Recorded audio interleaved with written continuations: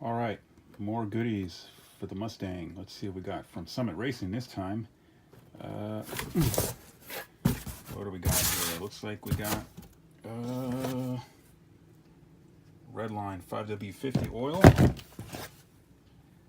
Redline 75 140 gear oil,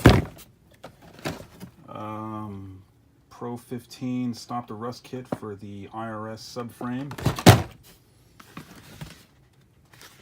latex gloves, nothing too fancy.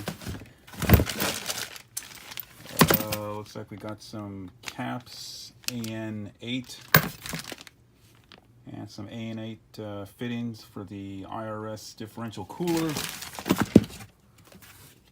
wiring for the IRS oil temperature sensor, and looks like we got 2 cases of dynaliner just to quiet things inside the car. That's it. So we're still waiting on some more parts, but that's it for now. We're going to install this probably end of the month. That's it for now. Later.